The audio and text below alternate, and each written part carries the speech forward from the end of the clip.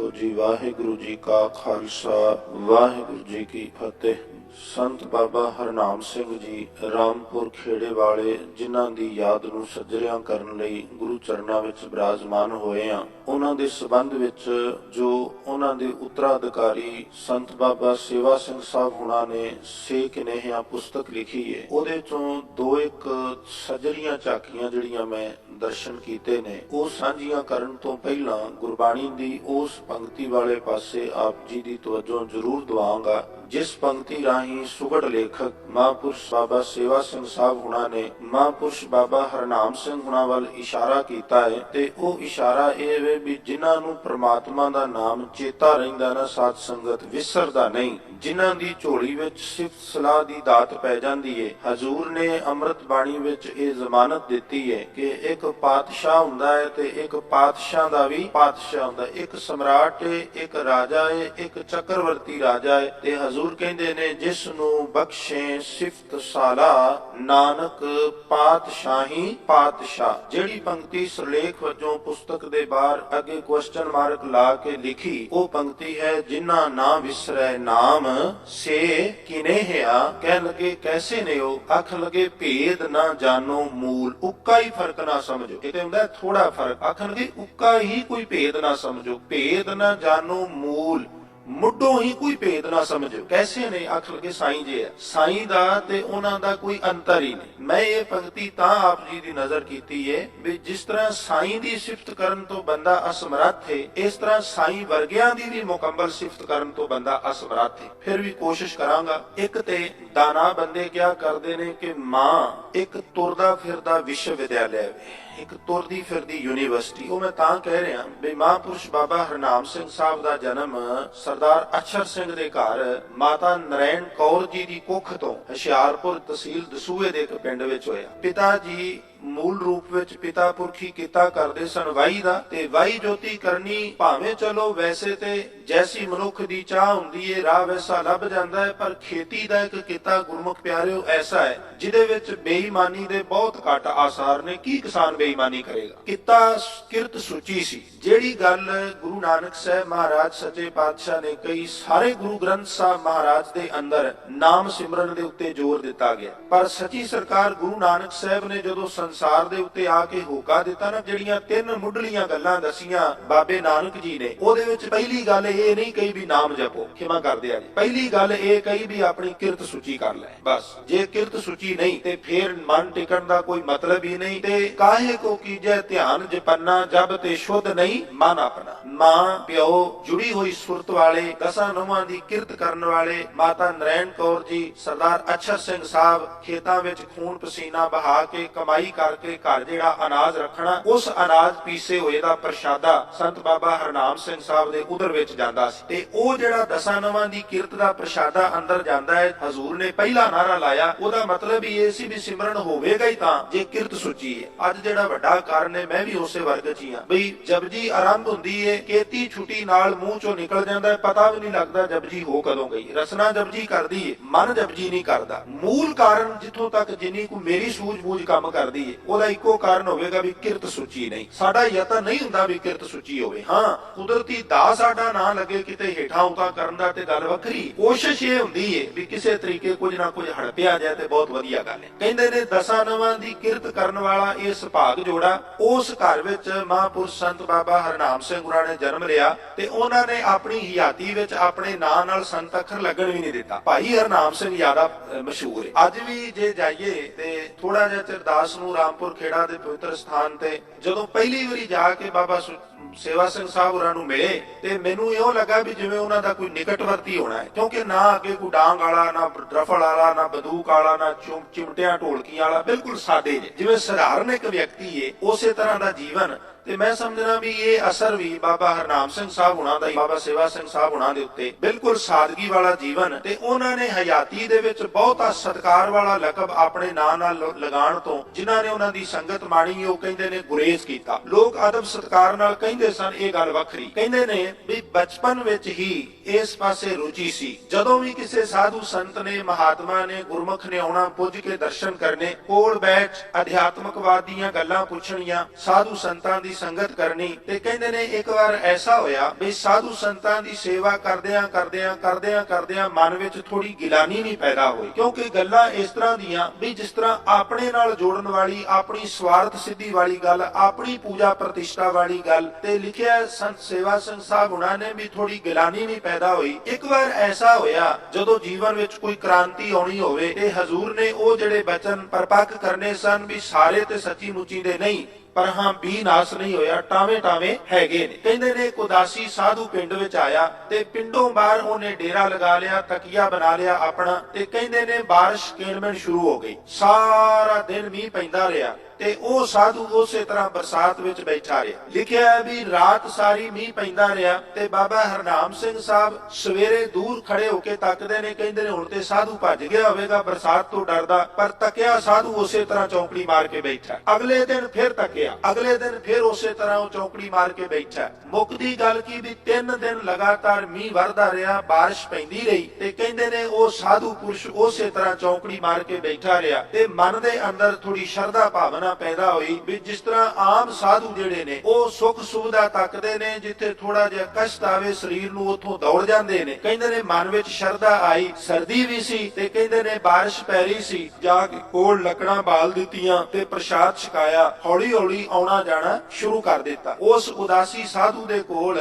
11 ਸਾਲ ਦੇ ਕਰੀਬ ਲਗਾਤਾਰ ਮਹਾਂਪੁਰਸ਼ ਬਾਬਾ ਹਰਨਾਮ ਸਿੰਘ ਸਾਹਿਬ ਹੁਣਾਂ ਬਾਰੇ ਲਿਖਿਆ ਵੀ ਉਹਨਾਂ ਦੀ ਸੰਗਤ ਕੀਤੀ। ਇੱਕ ਦਿਨ ਕਹਿੰਦੇ ਖੇਤਾਂ ਵਿੱਚ ਕੰਮ ਕਰਦੇ ਸਨ ਪਏ ਤੇ ਮਨ ਦੇ ਵਿੱਚ ਖੇਤਾਂ ਵਿੱਚ ਕੰਮ ਕਰਦਿਆਂ ਇੱਕ ਸਵਾਲ ਉਤਪਨ ਹੋਇਆ ਵੀ ਮਨਾ ਤੂੰ ਹੈ ਕੌਣ। ਜਿਸ ਤਰ੍ਹਾਂ ਸਤਿਗੁਰੂ ਬਾਣੀ ਵਿੱਚ ਕਿਤੇ ਸਾਨੂੰ ਪੁੱਛਦੇ ਨੇ ਨਾ ਵੀ ਤੂੰ ਆਪਣੇ ਆਪ ਨੂੰ ਕਦੀ ਪੁੱਛਿਆ ਕਰ ਵੀ ਤੂੰ ਹੈ ਕੌਣ। ਤੂੰ ਪੈਦਾ ਹੋਇਆ ਤੇ ਪਰਿਵਾਰ ਦੇ 10 ਜੀ ਇਕੱਠੇ ਹੋਏ, ਕਿਸੇ ਨੇ ਕੁਝ ਨਾਂ ਦੀ ਤਜਵੀਜ਼ ਕੀਤੀ, ਕਿਸੇ ਨੇ ਕਿਸੇ ਦੀ। ਤੇ ਅੱਜ ਵੀ ਜਿਹੜੇ ਸਾਡੇ ਪ੍ਰਾਤਨ ਵਿਦਵਾਨ ਜਨਮ ਪੱਤਰੀ ਬਣਾਉਂਦੇ ਨੇ ਤੇ ਜਿਹੜੇ ਸਾਡੇ ਨਾਂ ਨੇ ਨਾ ਉਹਨਾਂ ਨੂੰ ਵਿਵਹਾਰਿਕ ਨਾਮ ਲਿਖਦੇ। ਵਿਵਹਾਰਿਕ ਨਾਮ ਤਾਂ ਲਿਖਦੇ ਨੇ ਵੀ ਸੰਸਾਰ ਦਾ ਸਿਲਸਿਲਾ ਨਹੀਂ ਚੱਲ ਸਕਦਾ ਜੇ ਨਾਂ ਨਾ ਲਿਖੀਏ ਤੇ ਸਿਲਸਿਲਾ ਚੱਲ ਨਹੀਂ ਸਕਦਾ। ਨਾਂ ਰਲ ਜਾਂਦੇ ਨੇ, ਇਸ ਕਰਕੇ ਲਾਸਟ ਨੇਮ ਦਾ ਵੀ ਰਿਵਾਜ ਪੈ ਗਿਆ। ਤਾਂ ਕਹਿੰਦੇ ਨੇ ਇਹ ਨਾਂ ਤੇਰਾ ਸੱਚਾ ਨਹੀਂ, ਅਸਲ ਨਾਂ ਕੀ ਏ ਇਹ ਆਪਣੇ ਆਪ ਨੂੰ ਪੁੱਛ ਵੀ ਤੂੰ ਕੌਣ ਏ, ਆਇਆ ਕਿੱਥੋਂ ਏ, ਕੀ ਕਰਨ ਆਇਆ ਹੈ, ਕਿੱਥੇ ਜਾਣਾ। ਇਹ ਸਵਾਲ ਉਤਪਨ ਹੋ ਗਿਆ। ਵਿੱਚ ਹੀ ਕੰਮ ਛੱਡ ਕੇ ਉਸ ਉਦਾਸੀ ਸਾਧੂ ਦੇ ਕੋਲ ਗਏ, ਨਮਸਕਾਰ ਕੀਤੀ, ਸਨਮੁਖ ਬੈਠ ਕੇ ਆਖਣ ਲੱਗੇ ਮਹਾਰਾਜ ਕੰਮ ਕਰਦਾ ਸਾਂ ਪਿਆ ਤੇ ਇੱਕ ਸਵਾਲ ਨੇ ਬਹੁਤ ਸਤਾਇਆ ਹੈ ਤੇ ਵਿੱਚੇ ਕੰਮ ਛੱਡ ਕੇ ਤੁਹਾਡੇ ਕੋਲ ਆਇਆ ਵੀ ਇਹ ਮੇਰਾ ਸ਼ੰਕਾ ਜਿੰਨਾ ਜਲਦੀ ਹੋ ਸਕਦਾ ਨਿਵਰਤ ਕਰੋ। ਆਖਿਆ ਕੀ ਗੱਲ ਹੈ ਹਰਨਾਮ ਸਿੰਘ ਦੱਸ। ਆਖਣ ਲੱਗੇ ਜੀ ਗੱਲ ਇਹ ਵੇ ਮੇਰੇ ਅੰਦਰ ਇੱਕ ਸਵਾਲ ਪੈਦਾ ਹੋਇਆ ਵੀ ਮੈਂ ਕੌਣ ਆ। ਖਿਆਲ ਕਰਨਾ ਜੀਵਨ ਵਿੱਚ ਕਿਸ ਪਲ ਕ੍ਰਾਂਤੀ ਘਟ ਜਾਣੀ ਹੈ, ਕਦੋਂ ਜੀਵਨ ਦੀ ਦਿਸ਼ਾ ਬਦਲ ਜਾਣੀ ਹੈ। ਕਈ ਵਾਰ ਅੰਦਰੋਂ ਕੋਈ ਸੰਕਲਪ ਪੈਦਾ ਹੋ ਜਾਏ ਤੇ ਜੀਵਨ ਦੀ ਦਿਸ਼ਾ ਜਿਹੜੀ ਹੈ ਉਹ ਬਿਲਕੁਲ ਬਦਲ ਦਿੰਦਾ ਹੈ। ਕਹਿਣ ਲੱਗਾ ਜੀ ਮੇਰੇ ਵਿੱਚ ਇੱਕ ਸਵਾਲ ਮਨ ਵਿੱਚ ਆਇਆ ਵੀ ਮੈਂ ਕੌਣ ਆ। ਮਹਾਰਾਜ ਗੁਰੂ ਗ੍ਰੰਥ ਸਾਹਿਬ ਸੱਚੇ ਪਾਤਸ਼ਾਹ ਨੇ ਕਿਰਪਾ ਕਰਨੀ ਸੀ, ਉਸ ਉਦਾਸੀ ਦੇ ਮੂੰਹ ਵਿੱਚੋਂ ਬਚਨ ਕਢਾ ਦਿੱਤੇ। ਕਹਿਣ ਲੱਗਾ ਹਰਨਾਮ ਸਿਆ ਜੇ ਇਸ ਸਵਾਲ ਦਾ ਜਵਾਬ ਲੈਣਾ ਹੈ ਨਾ ਵੀ ਮੈਂ ਕੌਣ ਆ ਤੇ ਮੇਰਾ ਚੇਲਾ ਬਣ, ਸਿਰ ਵਿੱਚ ਸਵਾਹ ਪਾ। ਇਹ ਗੱਲ ਬਾਬਾ ਹਰਨਾਮ ਸਿੰਘ ਸਾਹਿਬ ਉਹਨਾਂ ਦੇ ਦਿਲ ਤੇ ਚੁਭੀ ਵੀ ਮੈਂ ਤੇ ਅਦਵੈਤ ਸਾਧੂ ਸਮਝ ਕੇ ਸੇਵਾ ਕਰਦਾ ਸਾਂ। ਅਦਵੈਤ ਦੇ ਅਰਥ ਨੇ ਸਾਰੇ ਜਿਹੜੇ ਸਮ ਦ੍ਰਿਸ਼ਟੀ ਵਾਲੇ ਹੋਣ, ਵੀ ਸਮ ਦ੍ਰਿਸ਼ਟੀ ਦੇ ਮਾਲਕ ਸਮਝ ਕੇ ਮੈਂ ਤੁਹਾਡੀ ਸੇਵਾ ਕਰਦਾ ਸਾਂ ਤੇ ਤੁਹਾਡੇ ਮਨ 'ਚ ਇਹ ਸੰਕਲਪ, ਇਹ ਵਿਚਾਰ ਕਿਉਂ ਆ ਗਈ ਵੀ ਮੈਂ ਉਦਾਸੀ ਸੰਪਰਦਾਵਾਂ ਦਾ ਤੇ ਇਹ ਸਧਾਰਨ ਇੱਕ ਗ੍ਰਸਤੀ ਸਿੱਖ ਹੈ।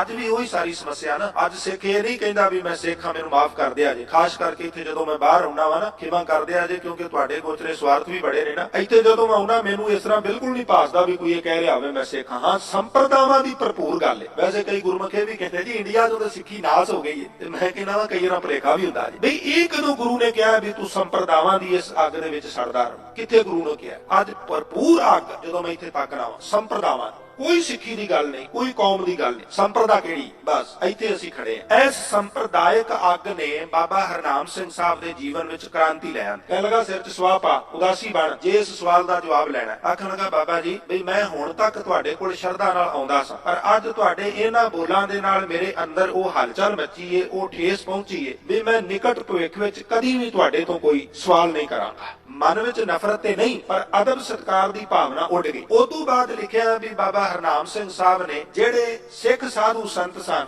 ਜਿਹੜੇ ਵੇਖਣ ਨੂੰ ਬਿਲਕੁਲ ਗੁਰਮਤੀਏ ਲੱਗਦੇ ਸਨ, ਉਹਨਾਂ ਦੀ ਸ਼ੋਭਤ ਵਿੱਚ ਜਾ ਕੇ ਰੱਬੀ ਗੁਣਾਂ ਨੂੰ ਹਾਸਲ ਕਰਨ ਦਾ ਯਤਨ ਕੀਤਾ। ਪਰ ਉੱਥੇ ਵੀ ਗੱਲ ਇਹ ਹੀ ਮਿਲੀ ਵੀ ਉਪਦੇਸ਼ ਗੁਰੂ ਗ੍ਰੰਥ ਸਾਹਿਬ ਸੱਚੇ ਪਾਤਸ਼ਾਹ ਚੋਂ ਦਿਆਂਗੇ, ਪਰ ਉਂਝ ਗੁਰੂ ਚੇਲੇ ਦਾ ਰਿਸ਼ਤਾ ਸਾਡੇ ਨਾਲ ਬਣਾ ਲੈ। ਇਹੀ ਜਵਾਬ ਮਿਲਦਾ, ਪੁਰਖਾ ਮੁਰਸ਼ਦ ਦੀ ਲੋੜ ਏ, ਗੁਰੂ ਚੇਲੇ ਦਾ ਰਿਸ਼ਤਾ ਸਾਡੇ ਨਾਲ ਬਣਾ ਲੈ। ਉਪਦੇਸ਼ ਗੁਰੂ ਗ੍ਰੰਥ ਸਾਹਿਬ ਸੱਚੇ ਪਾਤਸ਼ਾਹ ਚੋਂ ਹੀ ਦਿਆਂਗੇ, ਪਰ ਸਾਡੇ ਨਾਲ ਗੁਰੂ ਚੇਲੇ ਦਾ ਰਿਸ਼ਤਾ ਜਿਹੜਾ ਹੈ ਉਹ ਬਣਾ ਲੈ। ਤੇ ਕਹਿਣ ਲੱਗੇ ਕਤਈ ਅੰਦਰੋਂ ਆਤਮਾ ਇਹ ਗੱਲ ਨਹੀਂ ਸੀ ਮੰਨਦੀ ਵੀ ਇੱਕ ਪਾਸੇ ਧੰਨ ਗੁਰੂ ਗ੍ਰੰਥ ਸਾਹਿਬ ਮਹਾਰਾਜ ਸੱਚੇ ਪਾਤਸ਼ਾਹ ਦੇ ਸੰਬੰਧ ਵਿੱਚ ਸਾਰੇ ਧਾਰਮਿਕ ਅਸਥਾਨਾਂ ਦੇ ਉੱਤੇ ਇਹ ਵਾਰ-ਵਾਰ ਗਾਇਆ ਜਾਂਦਾ ਹੈ ਕਿ ਸਭ ਸਿੱਖਨ ਕੋ ਹੁਕਮ ਹੈ ਗੁਰੂ ਮਾਨਿਓ ਗ੍ਰੰਥ, ਗੁਰੂ ਗ੍ਰੰਥ ਜੀ ਮਾਨਿਓ ਪ੍ਰਗਟ ਗੁਰਾਂ ਕੀ। ਤੇ ਉੱਥੇ ਬੜੇ ਸੋਹਣੇ ਬਚਨ ਲਿਖੇ ਨੇ, ਸ਼ਰਧਾ ਵਿੱਚ ਭਿੱਜੇ ਹੋਏ ਗੜੂਦ ਬਚਨ ਨੇ। ਹੱਥ ਜੋੜ ਕੇ ਤੇ ਬਾਬਾ ਹਰਨਾਮ ਸਿੰਘ ਸਾਹਿਬ ਗੁਰੂ ਗ੍ਰੰਥ ਸਾਹਿਬ ਦੀ ਹਜ਼ੂਰੀ ਵਿੱਚ ਖੜੇ ਹੋ ਗਏ। ਨੇਤਰਾਂ ਚੋਂ ਜਲ ਵਹਿ ਰਿਹਾ, ਹੱਥ ਜੋੜ ਕੇ ਕਹਿੰਦੇ ਨੇ ਮਾਲਕਾ ਹੁਣ ਤੇ ਉਹ ਅਵਸਥਾ ਬਣ ਗਈ ਏ, ਅਬ ਹਮ ਚੱਲੀ ਠਾਕੁਰ ਪੈ ਹਾਰ, ਜਬ ਹਮ ਸ਼ਰਨ ਪ੍ਰਭੂ ਕੀ ਆਈ, ਰਾਖ ਪ੍ਰਭੂ ਭਾਵੇਂ ਮਾਰ, ਲੋਕਨ ਕੀ ਚਤੁਰਾਈ ਉਪਮਾ ਤੇ ਬੈ ਸੰਤਰ ਜਾਰ, ਕੋਈ ਭਲਾ ਕਹੋ ਭਾਵੇਂ ਬੁਰਾ ਕਹੋ, ਹਮ ਤਨ ਦਿਓ ਹੈ ਢਾਰ। ਹੁਣ ਤੇਰਾ ਦਰ ਛੱਡ ਕੇ ਕਿਤੇ ਨਹੀਂ ਜਾਣਾ। ਹੁਣ ਤੇ ਉਹ ਅਵਸਥਾ ਬਣ ਗਈ ਏ, ਸਗਲ ਦੁਆਰ ਕੋ ਛਾੜ ਕੇ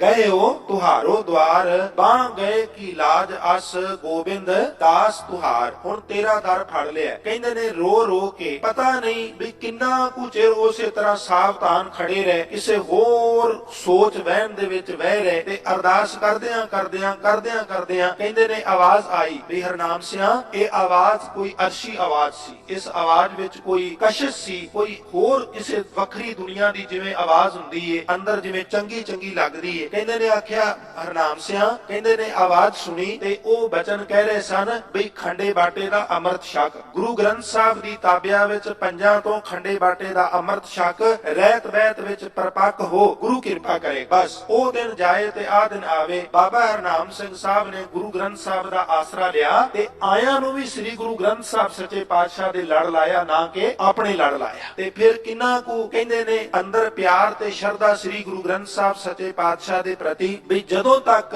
ਉਹਨਾਂ ਦੀ ਹਿਆਤੀ ਵਿੱਚ ਸਾਰੀ ਸੇਕ ਨਹੀਂ ਆ ਕਿਤਾਬ ਉਹਨਾਂ ਦੀ ਪੁਸਤਕ ਜੀਵਨੀ ਪੜ੍ਹ ਕੇ ਵੇਖ ਲਓ, ਬਹੁਤ ਘੱਟ ਥਾਵਾਂ ਤੇ ਇਉਂ ਪਾਸੇਗਾ ਜਿਵੇਂ ਸਧਾਰਨ ਸਾਧੂ ਜਿਹੜੇ ਨੇ ਉਹ ਆਮ ਤੌਰ ਤੇ ਕੋਸ਼ਿਸ਼ ਇਹ ਹੁੰਦੀ ਏ ਵੀ ਕਿਸੇ ਨਾ ਕਿਸੇ ਤਰੀਕੇ ਵੱਲ ਫੇਰ ਨਾਲ ਆਪਣੀ ਗੱਲ ਕਰ ਜਾਣੀ ਏ, ਵਡਿਆਈ ਕਰ ਲੈਣੀ ਏ ਜਾਂ ਕਿਸੇ ਕੋਲੋਂ ਕਰਾ ਲੈਣੀ ਏ। ਕੋਈ ਬਾਬਾ ਹਰਨਾਮ ਸਿੰਘ ਸਾਹਿਬ ਦੇ ਜੀਵਨ ਵਿੱਚ ਸਾਧ ਸੰਗਤ ਖੁਸ਼ਾਮਦ ਨਾ ਸਮਝਣਾ। ਦਾਸ ਨੇ ਤੇ ਦੀਦਾਰ ਵੀ ਉਹਨਾਂ ਦੇ ਨਹੀਂਗੇ ਕੀਤੇ, ਪਰ ਜਿਸ ਤਰ੍ਹਾਂ ਉਹਨਾਂ ਦੀ ਸੰਗਤ ਮਾਨਣ ਵਾਲਿਆਂ ਤੋਂ ਸੁਣਿਆ, ਜਿਸ ਤਰ੍ਹਾਂ ਜੀਵਨੀ ਵਿੱਚ ਲਿਖਿਆ ਵੀ ਆਪਣੀ ਪ੍ਰਤਿਸ਼ਠਾ ਮਾਣ ਦੀ ਉੱਕਾ ਹੀ ਅੰਦਰ ਕੋਈ ਭੁੱਖ ਨਹੀਂ ਸੀ। ਇਹਨਾਂ ਵਿਸ਼ਵਾਸ ਸੀ ਵੀ ਜਦੋਂ ਵੀ ਕਿਸੇ ਜਗਿਆਸੂ ਆਉਣਾ ਹੈ ਵੀ ਬਾਬਾ ਜੀ ਅਰਦਾਸ ਕਰੋ, ਇੱਕੋ ਗੱਲ ਕਹਿਣੀ ਭਾਈ ਆਪਾਂ ਇੰਜ ਕਰਨੇ ਆ ਵੀ ਗੁਰੂ ਗ੍ਰੰਥ ਸਾਹਿਬ ਦੀ ਹਜ਼ੂਰੀ ਚੱਲਨੇ ਆ, ਆਪਾਂ ਸਾਰੇ ਇਕੱਠੇ ਹੋ ਕੇ ਬਾਪੂ ਅੱਗੇ ਤਰਲਾ ਲੈਨੇ ਆ, ਜੇ ਬਾਪੂ ਮੰਨ ਲੈ ਤੇ ਉਹਦੀ ਮਰਜ਼ੀ, ਨਾ ਮੰਨੇ ਤੇ ਉਹਦੀ ਮਰਜ਼ੀ। ਗੁਰੂ ਗ੍ਰੰਥ ਸਾਹਿਬ ਸੱਚੇ ਪਾਤਸ਼ਾਹ ਤੋਂ ਬਿਨਾ ਕੋਈ ਆਸਰਾ ਪਰਨਾ ਨਹੀਂ। ਜਦੋਂ ਜਗਿਆਸੂ ਦਾ ਜੀਵਨ ਵਿੱਚ ਕਈ ਘਟਨਾਵਾਂ ਨੇ, ਬੜਿਆਂ ਨੂੰ ਉਹਨਾਂ ਨੇ ਵਰਸਾਇਆ, ਬੜਿਆਂ ਦੀਆਂ ਸਿਫਾਰਿਸ਼ਾਂ ਕਰ ਕਰਕੇ ਉਹਨਾਂ ਨੂੰ ਧਰਮ ਅਰਥ ਕਾਮ ਮੋਖ ਗੁਰੂ ਘਰੋਂ ਦਵਾਇਆ, ਪਰ ਜਦੋਂ ਵੀ ਕੋਈ ਆਇਆ ਗੁਰੂ ਗ੍ਰੰਥ ਸਾਹਿਬ ਦੀ ਹਜ਼ੂਰੀ ਲੈ ਕੇ ਗਏ, ਚੱਲ ਗੁਰੂ ਗ੍ਰੰਥ ਸਾਹਿਬ ਬਾਪੂ ਦੇ ਕੋਲ ਚੱਲਨੇ ਆ, ਉੱਥੇ ਅਰਦਾਸ ਕਰਨੇ ਆ। ਇਹਨਾਂ ਮਾਨ ਸੀ ਉਹਨਾਂ ਨੂੰ ਸ੍ਰੀ ਗੁਰੂ ਗ੍ਰੰਥ ਸਾਹਿਬ ਤੇ ਵੀ ਉਹਨਾਂ ਦਾ ਮਾਨ ਤੇ ਹਜ਼ੂਰ ਗੁਰੂ ਗੋਬਿੰਦ ਸਿੰਘ ਮਹਾਰਾਜ ਜੀ ਦੇ ਸਮਕਾਲੀ ਇੱਕ ਕਵੀ ਨਿਹਾਲ ਸਿੰਘ, ਉਹਨਾਂ ਦਾ ਗੁਰੂ ਗ੍ਰੰਥ ਸਾਹਿਬ ਸੱਚੇ ਪਾਤਸ਼ਾਹ ਵਿੱਚ ਭਰੋਸਾ ਜਿਹੜਾ ਉਹਨੂੰ ਜੇ ਤੁਲਨਾ ਕਰੀਏ ਇੱਕ ਦੂਜੇ ਨਾਲ ਤੇ ਮਿਲਦਾ ਜੁਲਦਾ। ਕਵੀ ਨਿਹਾਲ ਸਿੰਘ ਦਾ ਇੱਕ ਮੈਨੂੰ ਕਵਿਤ ਚੇਤਾ ਆਇਆ ਹੈ, ਇਸ ਤਰ੍ਹਾਂ ਦਾ ਮਾਨ ਸੀ ਬਾਬਾ ਹਰਨਾਮ ਸਿੰਘ ਸਾਹਿਬ ਨੂੰ ਆਪਣੇ ਗੁਰੂ ਗ੍ਰੰਥ ਸਾਹਿਬ ਸੱਚੇ ਪਾਤਸ਼ਾਹ ਦੇ ਉੱਤੇ। ਕਵੀ ਨਿਹਾਲ ਸਿੰਘ ਕਹਿੰਦਾ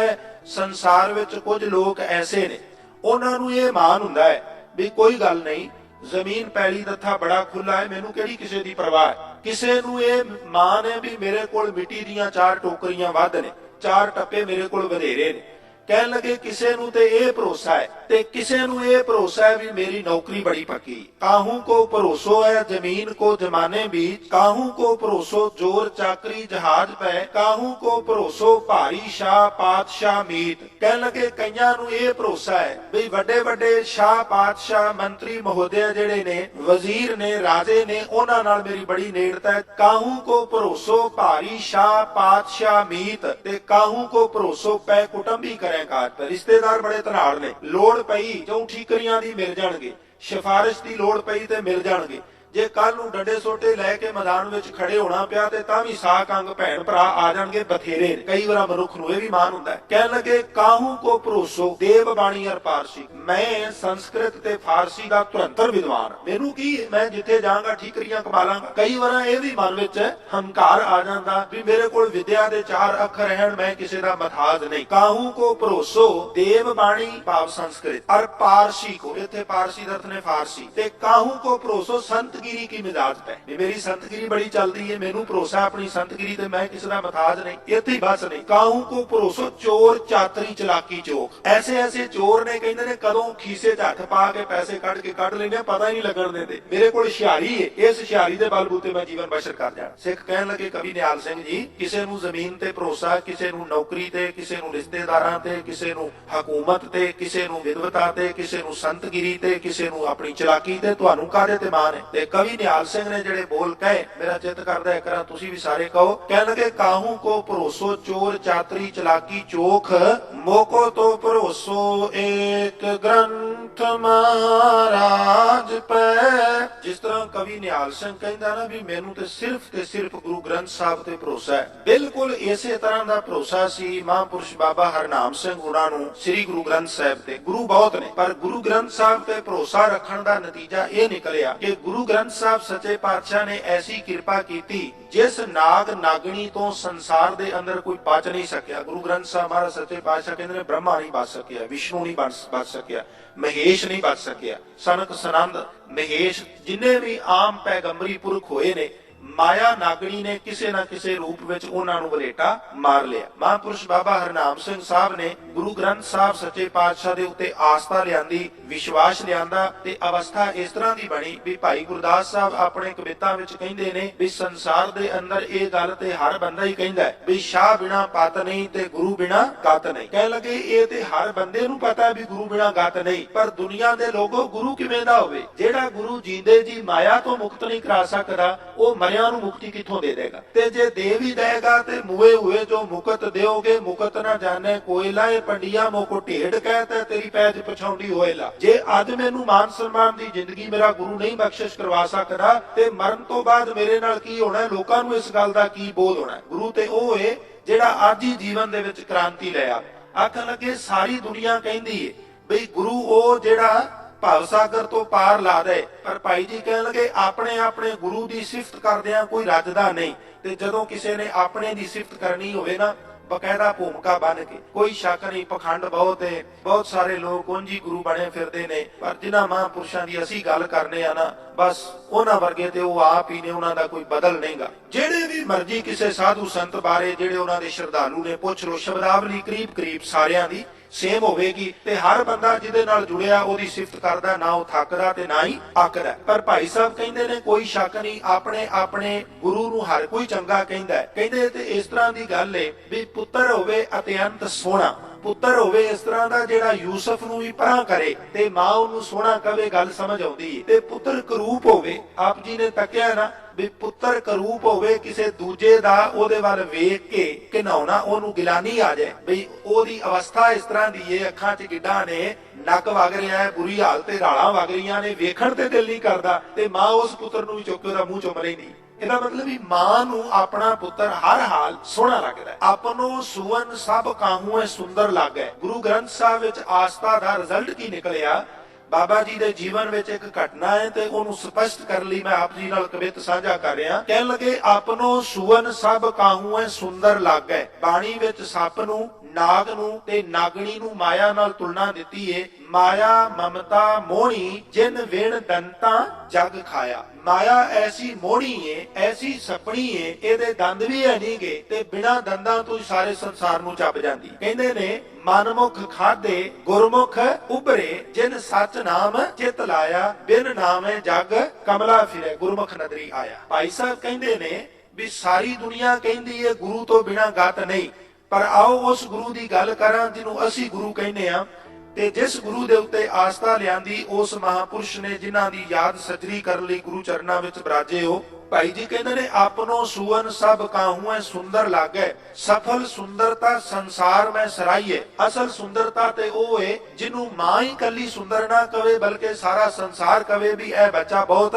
ਖੂਬ ਸ਼ਕਲ। ਕਹਿ ਲਗੇ ਆਪਨੋ ਬਨਜ ਬੁਰੋ ਲਾਗਤ ਨਾ ਕਾਹੂ ਨਹੀਂ ਰਹੇ। ਕਿਸੇ ਕਸਾਈ ਨੂੰ ਜਾ ਕੇ ਕਹੋ ਬਈ ਇਹ ਕਸਾਈ ਤੂੰ ਰੋਜ਼ ਬੱਕਰੇ ਝਟਕਾਣਾ ਹੈ, ਭੇਡਾਂ ਝਟਕਾਣਾ ਹੈ, ਇਹ ਤੇ ਕਸਬ ਬੜਾ ਤੇਰਾ ਭੈੜਾ ਹੈ, ਕੋਈ ਹੋਰ ਕੀਤਾ ਕਰ ਲਿਆ। ਉਹ ਕਹਿੰਦਾ ਇਹਦੇ ਵਰਗਾ ਤੇ ਹੈ ਹੀ ਨਹੀਂ। ਤੁਸੀਂ ਭਗਤ ਸਦਨੇ ਦੀ ਕਹਾਣੀ ਸਾਖੀ ਨਹੀਂ ਸੁਣੀ? ਗੁਰੂ ਗ੍ਰੰਥ ਸਾਹਿਬ 'ਚ ਉਹਦੀ ਬਾਣੀ ਲਿਖੀ, ਉਹਨੂੰ ਰੋਜ਼ ਮੱਥਾ ਟੇਕਦੇ। ਇਹ ਕਿਰਤ ਬਾਣੀ ਕਿਵੇਂ ਹੋ ਸਕਦੀ? ਭਾਵ ਆਪਣੇ ਮਤਲਬ ਦੀ ਬੰਦਾ ਕੋਈ ਨਾ ਕੋਈ ਉਦਾਹਰਨ ਲੱਭ ਲੈਂਦਾ। ਕਹਿੰਦੇ ਆਪਨੋ ਬਨਜ ਬੁਰੋ ਲਾਗਤ ਨਾ ਕਾਹੂ ਰਿਦੇ। ਕਿਸੇ ਤਰ੍ਹਾਂ ਦਾ ਕਿੱਤਾ ਕਰਦਾ ਹੋਵੇ, ਕੋਈ ਨੌਕਰੀ ਕਰਦਾ ਹੋਵੇ, ਕੋਈ ਖੇਤੀ ਕਰਦਾ ਹੋਵੇ, ਕੋਈ ਪੇਸ਼ਾ ਹੋਰ ਕਰਦਾ ਹੋਵੇ, ਆਪਣਾ ਜਿਹੜਾ ਕਿੱਤਾ ਹੈ ਪਿਤਾ ਪੁਰਖੀ, ਉਹ ਕਿਸੇ ਨੂੰ ਵੀ ਬੁਰਾ ਨਹੀਂ ਲੱਗਦਾ। ਇੱਥੋਂ ਤੱਕ ਵੀ ਚੋਰ ਜਿਹੜੇ ਚੋਰੀਆਂ ਕਰਦੇ ਨੇ ਉਹਨਾਂ ਨੂੰ ਵੀ ਲੱਖ ਸਮਝਾਉਣ ਬੁਝਾਉਣ ਦੇ ਬਾਅਦ ਵੀ ਉਹ ਕਹਿੰਦੇ ਪਿਤਾ ਪੁਰਖੀ ਕਿੱਤਾ ਕਰੀਏ ਕੀ। ਡਾਕੂ ਰੋਜ਼ ਡਾਕੇ ਮਾਰਦੇ ਨੇ, ਚੋਰ ਚੋਰੀਆਂ ਕਰਦੇ ਨੇ, ਜੇਬ ਕਤਰੇ ਜੇਬਾਂ ਕੱਟਦੇ ਨੇ, ਤੇ ਬੇਅੰਤ ਧਾਰਮਿਕ ਸਥਾਨਾਂ ਤੇ ਸਿੱਖਿਆ ਦਿੱਤੀ ਜਾ ਰਹੀ ਹੈ। ਅਖਬਾਰਾਂ ਵਿੱਚ ਆਰਟੀਕਲ ਆ ਰਹੇ ਨੇ, ਰੇਡੀਓ ਟੀਵੀ ਦੇ ਉੱਤੇ ਉਪਦੇਸ਼ ਦਿੱਤੇ ਜਾ ਰਹੇ ਨੇ, ਪਰ ਉਹਨਾਂ ਦਾ ਕੋਈ ਅਸਰ ਹੈ? ਉਹ ਕਹਿੰਦੇ ਸਾਡਾ ਕਿੱਤਾ ਬਹੁਤ ਵਧੀਆ। ਆਪਨੋ ਬਨਜ ਆਪਣਾ ਵਪਾਰ, ਆਪਣਾ ਵਿਹਾਰ, ਆਪਨੋ ਬਨਜ ਬੁਰੋ ਲਾਗਤ ਨਾ ਕਾਹੂ ਰਿਦੇ। ਕਹਿਣ ਲੱਗੇ ਆਪਣਾ ਵਪਾਰ, ਆਪਣਾ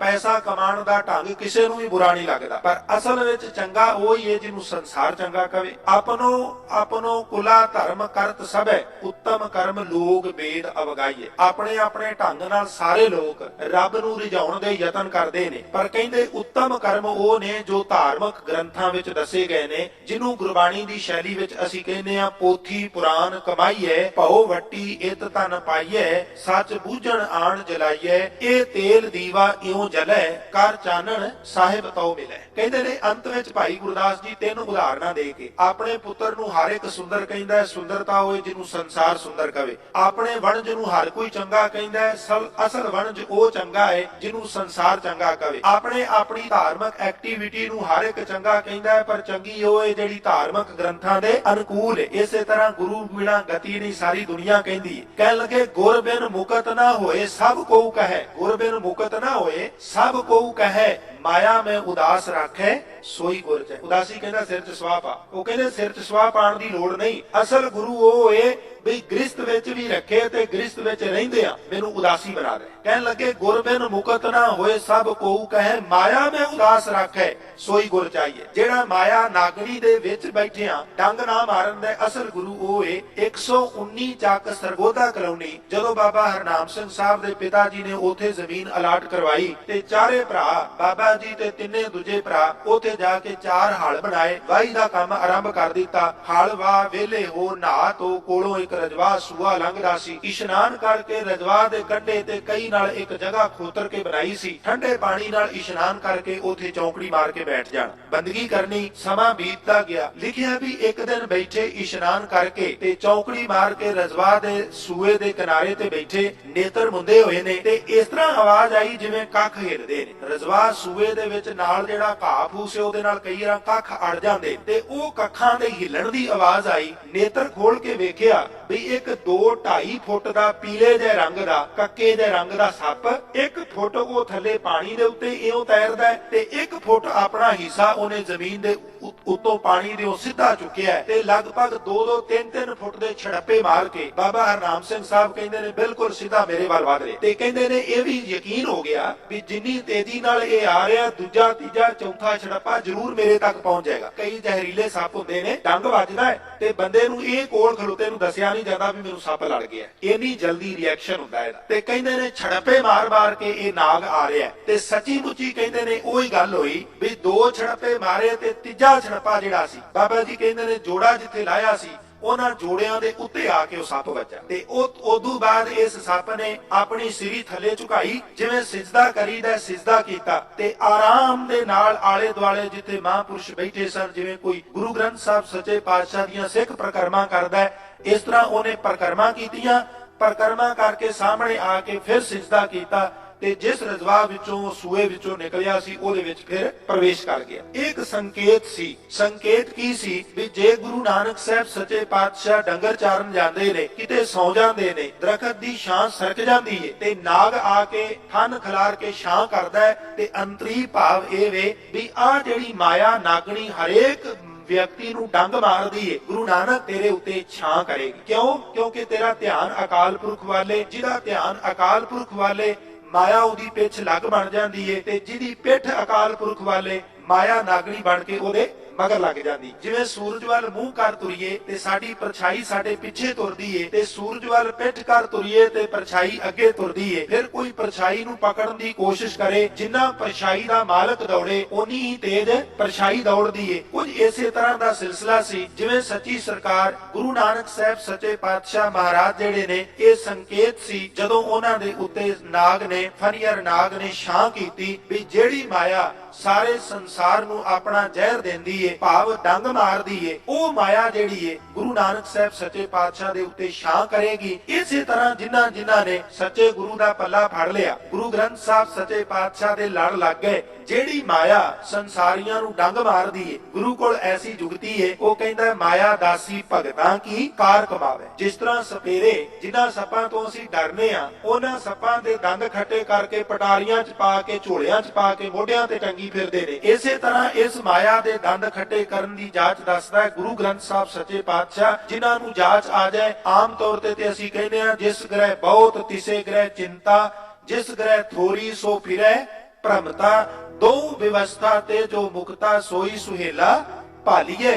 ਪਰ ਜਿਨ੍ਹਾਂ ਨੇ ਗੁਰੂ ਗ੍ਰੰਥ ਸਾਹਿਬ ਦਾ ਪੱਲਾ ਫੜਿਆ, ਉਹਨਾਂ ਨੂੰ ਜਾਂਚ ਆ ਗਈ, ਮਾਇਆ ਉਹਨਾਂ ਨੂੰ ਡੰਗ ਨਹੀਂ ਮਾਰਦੀ, ਬਲਕਿ ਉਹਨਾਂ ਦੇ ਸਾਹਮਣੇ ਸਿਜਦਾ ਕਰ, ਪ੍ਰਕਰਮਾ ਕਰ, ਸਿਜਦਾ ਕਰ, ਉਥੋਂ ਅਡੋਲ ਅਲੋਪ ਹੋ ਜਾਂਦੀ ਏ। ਇਹ ਵੀ ਇੱਕ ਸਾਧ ਸੰਗਤ ਅੰਤਰੀ ਭਾਵ ਇਹ ਹੀ ਏ ਵੀ ਜਿਹੜੇ ਕੱਚੇ ਗੁਰੂਆਂ ਦੇ ਪਿੱਛੇ ਲੱਗਦੇ ਨੇ, ਉਹਨਾਂ ਦਾ ਮਾਇਆ ਤੋਂ ਖਹਿੜਾ ਨਹੀਂ ਛੁੱਟਦਾ, ਮਾਇਆ ਡੰਗ ਮਾਰਦੀ ਰਹਿੰਦੀ ਏ। ਤੇ ਜਿਹੜੇ ਸੱਚੇ ਗੁਰੂ ਗ੍ਰੰਥ ਸਾਹਿਬ ਦੇ ਲੜ ਲੱਗ ਜਾਂਦੇ ਨੇ, ਉੱਥੇ ਮਾਇਆ ਵੀ ਸਿਜਦਾ ਕਰਕੇ ਜਾਂਦੀ ਏ। ਸ਼ੱਕ ਨਾ ਕਰਿਓ, ਇਹ ਸੰਭਵ।